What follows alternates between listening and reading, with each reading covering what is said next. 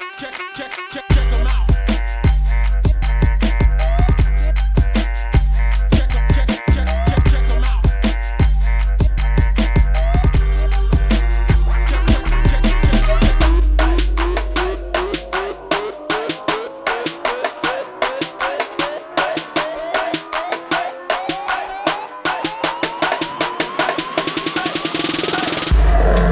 Drychwch ar y stafell yma.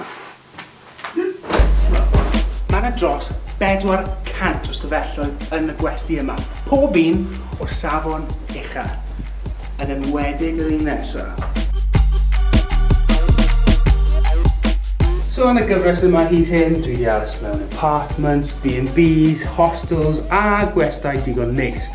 Ond am y tro cyntaf, mae 'da fi access i Presidential Suite. Mae yna 2 ystafell wely yn y Presidential Suite, y Master a'r ail un, sydd ddim lot yn llai na'r Master. Mae bob stafell yn dod gyda ensuite a bathroom rhif 2. Ac mae yna ddigonedd o le i wahodd eich ffrindiau enwog chi draw. A pan fi'n meddwl digonedd, dwi'n meddwl digonedd. Mae yna swyddfa i chi. Ac ar ddiwedd diwrnod hir, mae ydych chi stafell digon moethus i ymlacio ynddo. Tra bod chi'n aros yn y gwesty, mae'n bwysig iawn i cymryd bach o amser off. I jyst cymryd meddyliau chi off y stress, y pwysau a'r straen o bywyd o dydd.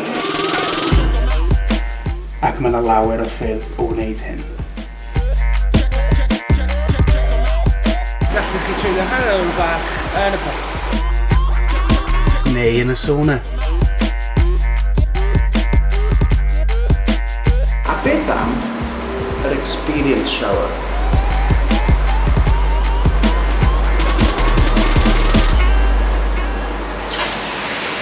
Oh.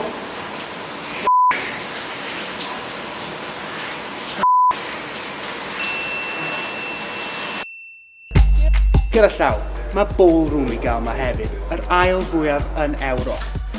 A fel chi'n gweld, maen nhw wastad yn brysur yma. Mae hefyd apartment a gerddi yma i rhai ohonych chi sydd falle ddim eisiau aros mewn stafell westy arferol. Lawr fyna, mae un o 6 tŷ bwyta sydd o fewn y gwesty yma. Ac os ydych chi'n dod i'r fath yma o westy, mae'n gwneud yn siŵr bod chi'n bita fel brenin. Iechyd da.